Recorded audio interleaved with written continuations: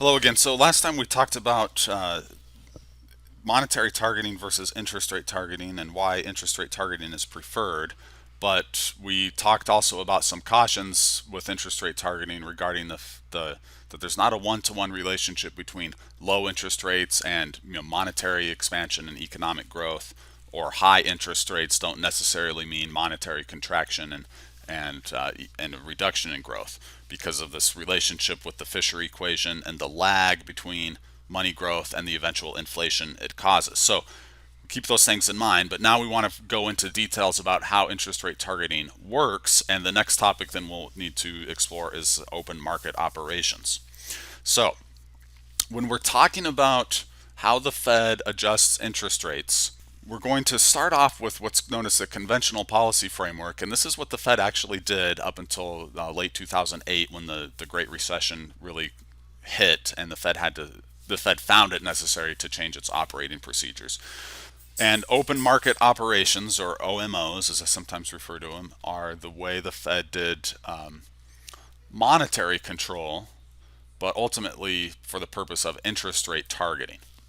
Okay, so the Fed can control the volume of reserves in the economy or the monetary base, and if those things don't make sense to you, please go watch my video on intro to monetary policy to get a handle on how we think about the money supply.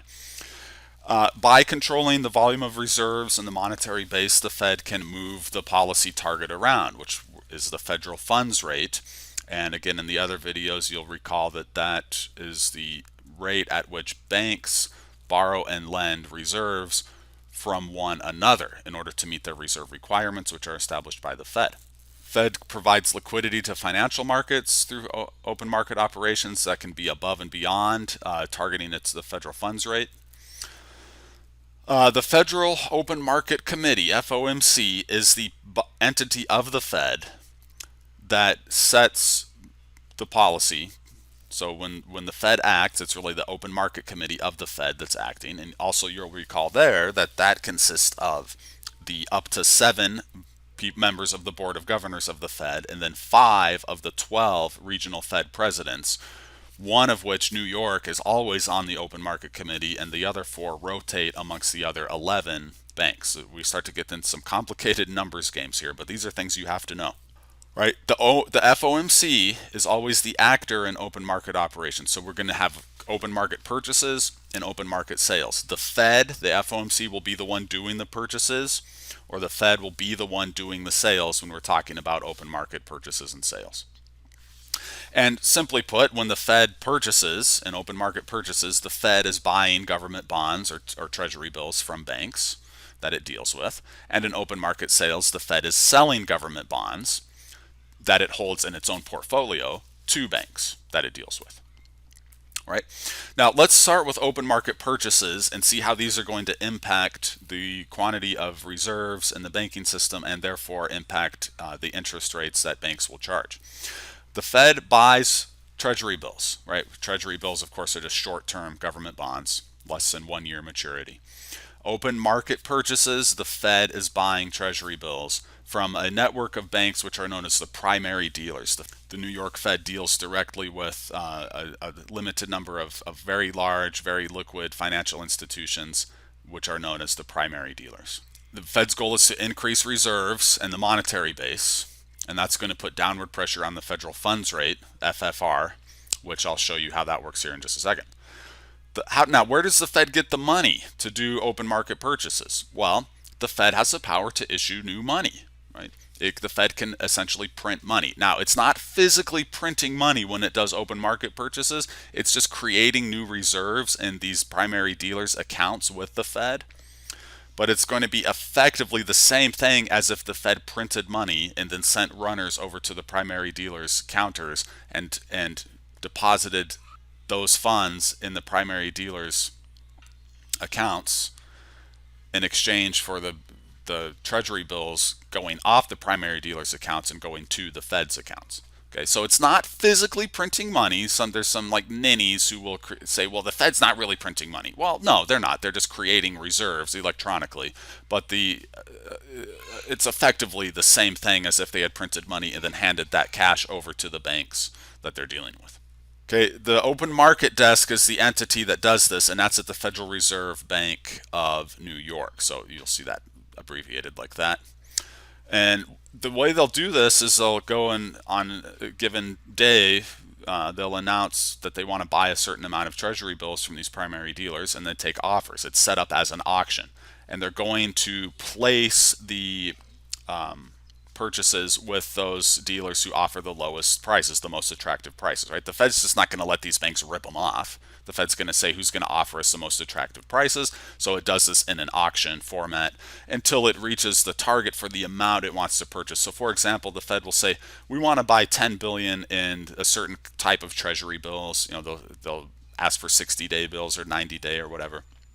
And they'll take bids from possibly all of the primary dealers. Not all of them might have that particular maturity of treasury on hand, but let's say 3/4 of the primary dealers have that maturity. They'll say, here's what we would sell it to you for, and the Fed will say, okay, of the 10 billion we want, we got 30 billion offered, and here are the people who offered us the best price for the 10 billion we want. So that's the people whom the Fed deals with.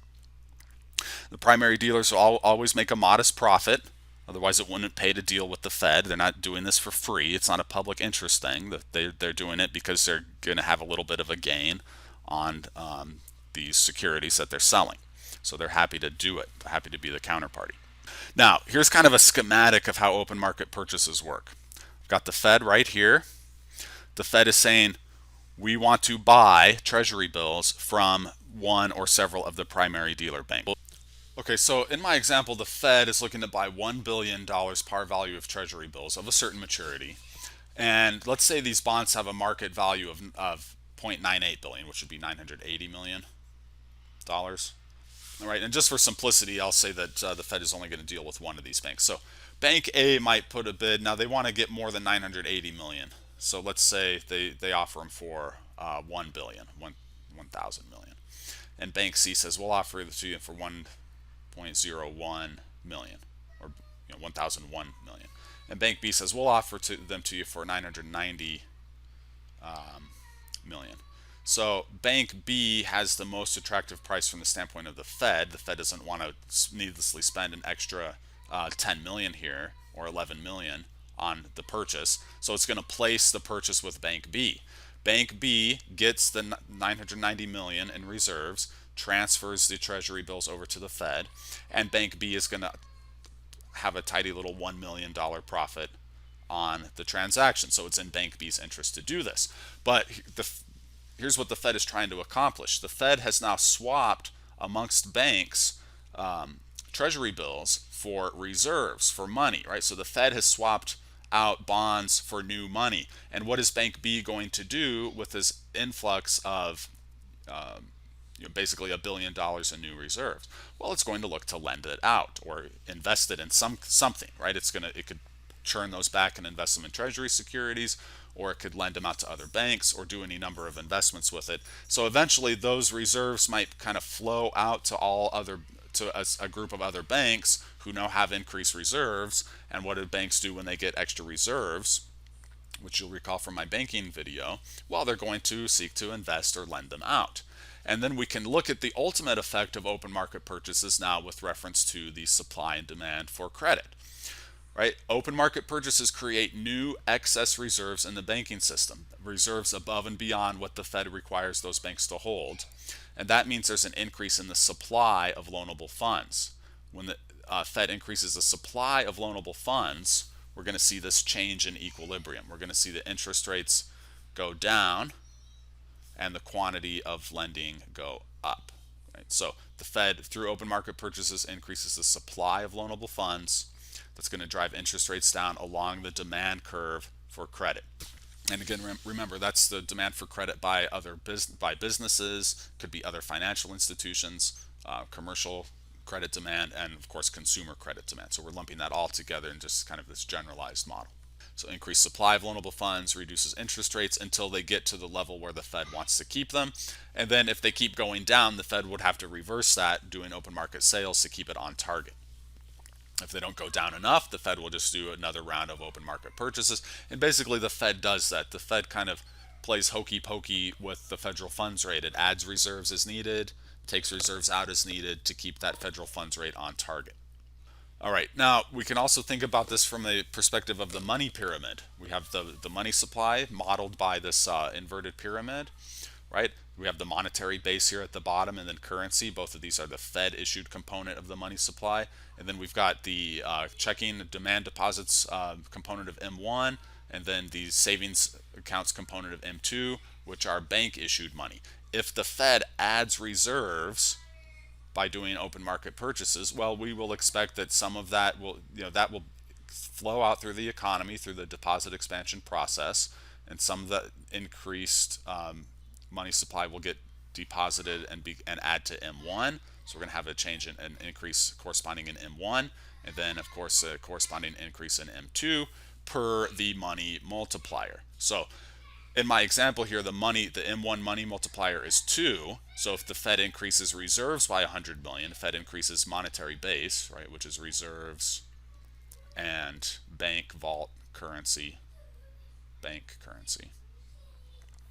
If the Fed increases those components by 100 million, ultimately M1 will rise by 200 million. Now, and by the way, if the Fed is doing monetary targeting, that's what they would be looking at. But remember, that money multiplier is kind of slippery because velocity is not stable. The multiplier is subject to change. There's several components in that which make it unstable. Right? But that's the ultimate effect of open market purchases. Now, open market sales should be easy to understand because we're just reversing open market purchases. Right, so now remember, and the Fed is the subject of the sentence. So when the open market sales are happening, it's the Fed doing the sales, same instrument, treasury bills, selling them to the primary dealer banks, and the goal is to replace those banks' reserves with treasury bills. And when the Fed pulls these reserves back, they die essentially because the Fed is not a commercial bank. When reserves go back to the Fed, they're essentially dead. Right, and that's going to reduce the supply of reserves in the banking system and put upward pressure on interest rates, namely the federal funds rate, which is the policy rate, the target rate. So once again, the Federal Reserve Bank of New York is the one doing the operations here. The open market desk is what it's called, and they'll announce they want to sell a certain amount of treasury bills.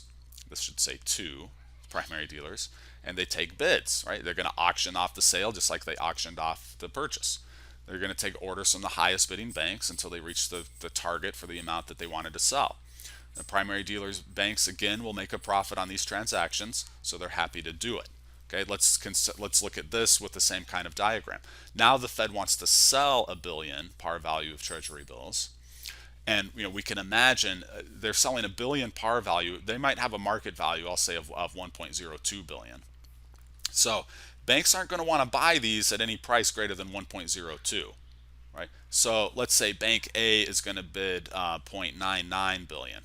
And what would that leave them with? That would leave them with what, 3 million in profit if they won. So that would be a nice transaction for Bank A, right? Make $3 million this morning by selling. By buying some treasury bills from the Fed. Bank C offers them a price of 1 billion even for securities valued at 1.02. So if they won the auction, they would pocket a tidy 2 million profit right now.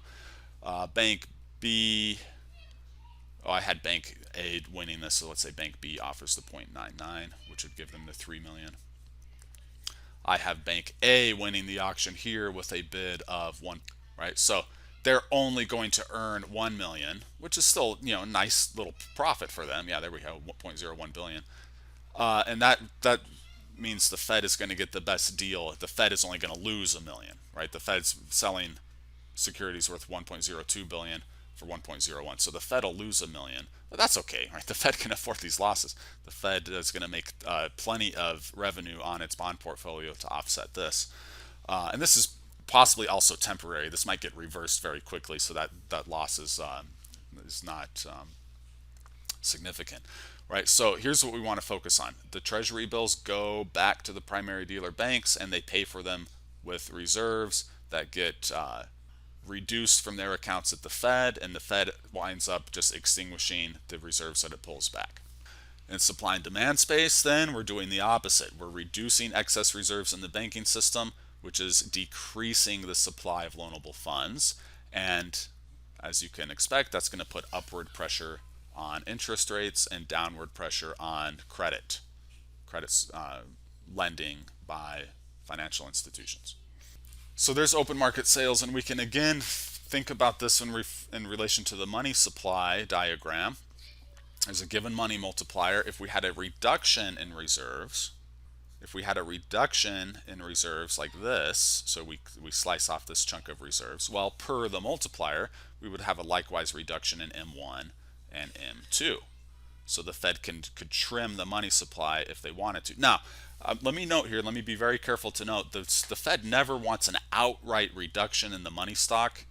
What they're looking to accomplish with open market sales is directly they're looking to increase interest rates, starting with the Fed funds rate and then trickling out from there. And what's going to wind up happening to the money stock is just a reduction in the growth rate, right? The Fed is never looking for an outright reduction in the money stock. Why? Well, think back to the equation of exchange. What would an outright reduction in the money stock do? MV equals PY. If we had an outright reduction in the money stock, that would cause some deflation and some decline in economic growth because of the sticky prices effect, where you can't have the entire adjustment in money in inflation. Some of it has to be in output growth. That gets back to when we talk about the aggregate supply and demand model back in macro. So if you're not familiar with that, I can fill you in on that at a later time. Never wanting a decline, that would cause deflation. Why is deflation bad? It causes higher real interest rates. It reduces people's asset values and businesses and households' net worth.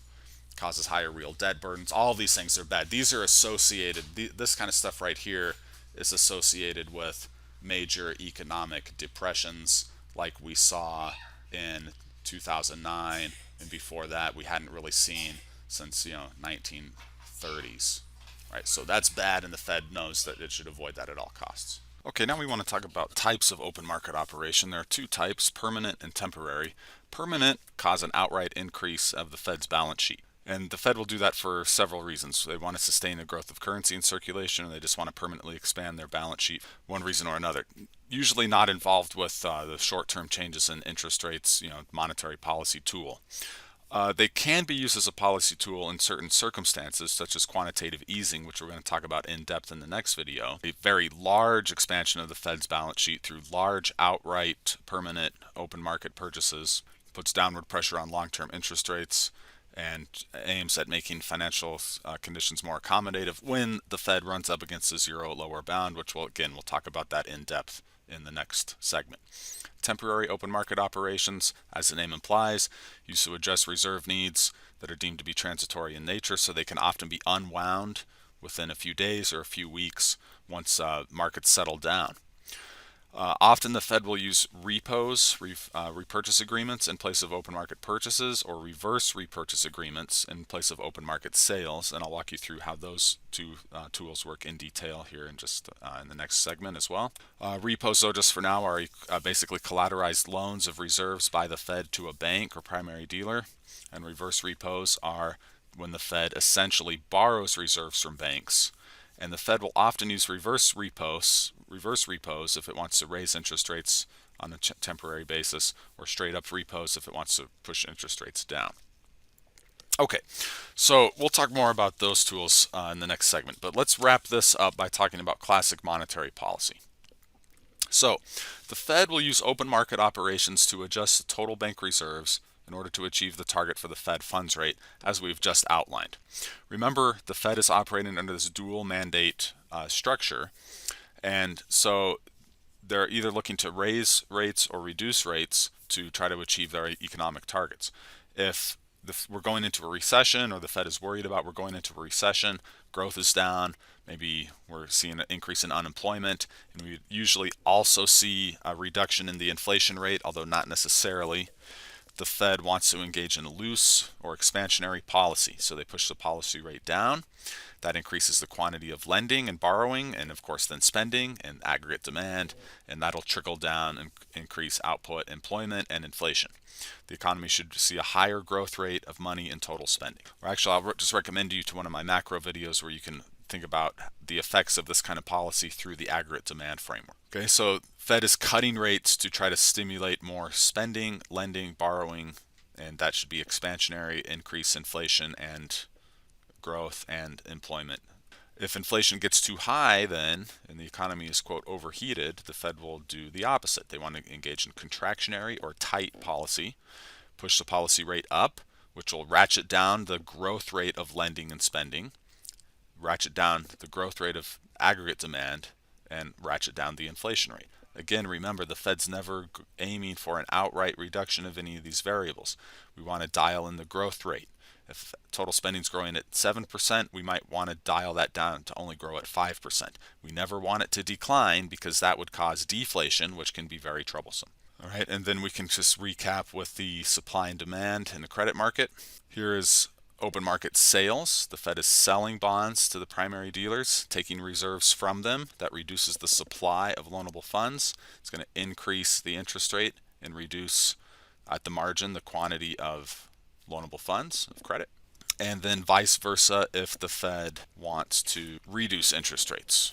Okay, so they will do the opposite. They will increase the supply of loanable funds through open market purchases.